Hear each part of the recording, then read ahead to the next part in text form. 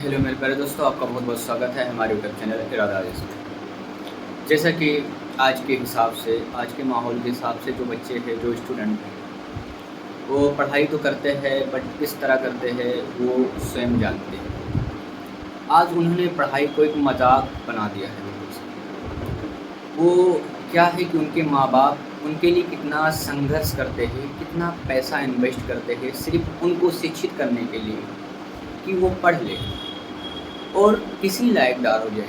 अगर वो कुछ ना बन पाए तो कम से कम पढ़ लिख ले, तो उसको समाज के अंदर या कहीं भी रहेगा तो किसी प्रकार की कोई दिक्कत ना हो और हमेशा उसको इज़्ज़त मिले। ऐसे माँ-बाप हमारे पास है।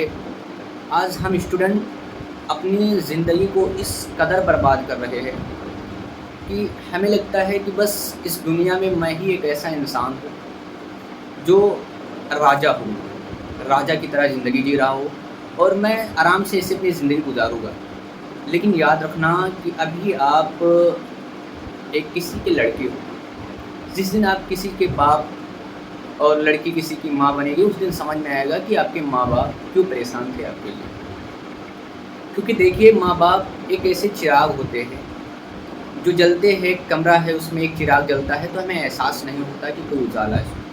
लेकिन वही चिराग जब बुझता है तब हमें एहसास होता है कि माँ-बाप तो हमारे लिए वो थे जिनके बारे में हमने कभी से गौर किया ही नहीं, कभी हमने उन्हें सही से इज़्ज़त तक नहीं दी। कितनी बड़ी कमी हमारे अंदर है। अगर आपके माँ-बाप ने आपको पढ़ने के लिए या पढ़ाने के लिए इन्वेस्ट कर रहे, मेहनत कर रहे, पैसे लगा रहे आपके पीछे, तो आप एक बार ज़रूर बैठ के सोचना, क्या आप जो पैसे आपके माँ-बाप लगा रहे हैं आपके लिए, वो पैसे आप उन्हें वापस कर पाओगे?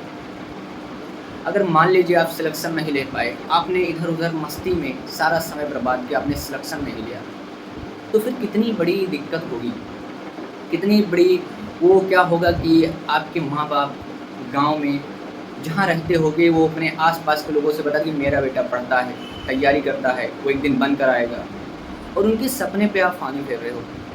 आप इधर-उधर मार्केट में सारा दिन सारा समय बर्बाद करते हो। कभी ज़रा सोचिए आप कि आप सही कर रहे हो। अगर आप सही कर रहे हो तो बेटर देन आप करिए, एवरीडे आप करिए, कोई दिक्कत नहीं। लेकिन ज़रा दिल पे हाथ रखिए, एक बार अपने माँ-बाप के चेहरे को याद करिए और सोचिए कि क्या बीतेगी उन पर जब उनको ये हकीकत पता चलेगी। तो इसलिए दोस्तों, अगर आपको पढ़ने का मौका मिला है तो आप पढ़िए, इतना पढ़िए, इस कदर पढ़िए, रिज़ल्ट देने वाला अल्लाह वाट भगवान है, वो रिज़ल्ट हमें देगा। मेहनत करेंगे उस हिसाब से हमारा रिज़ल्ट आएगा। लेकिन मेहनत हमारे पास है, हर दिन का मेहनत, हर दिन संघर्ष हम कर सकते हैं। अपने जीवन को बेहतर बनाने के लिए मेहनत कर सकते हैं, तो करिए फिर, कुछ नहीं बिगड़ा है। अगर अभी से आप सुधर जाओ, अभी से आपके दिमाग में ख़्याल आ जाए अपने माँ-बाप के लिए, अपने माँ-बाप के लिए प्रेम आ जाए कि मैं उनके लिए, मैं दुनियादारी के लिए, दुनिया के लिए नहीं बल्कि अपने माँ-बाप को खुश रखने के लिए, अपने माँ-बाप को जहाँ दिल करे मैं उन्हें घुमाऊँ, तो उनके लिए पढ़िए और पढ़िए मेहनत से। समय कभी वापस नहीं आएगा। आज हम जो इस समय को एक-एक मिनट बर्बाद कर रहे हैं, याद रखना इस दुनिया में सबसे ज़्यादा ईगो अगर किसी के पास है, तो टाइम के पास है। आज तुम टाइम को बर्बाद करो, कल टाइम आपको ऐसे बर्बाद करेगा कि फिर आपको समझ ही नहीं आएगा कि मैं किधर जाऊँ, ठीक है?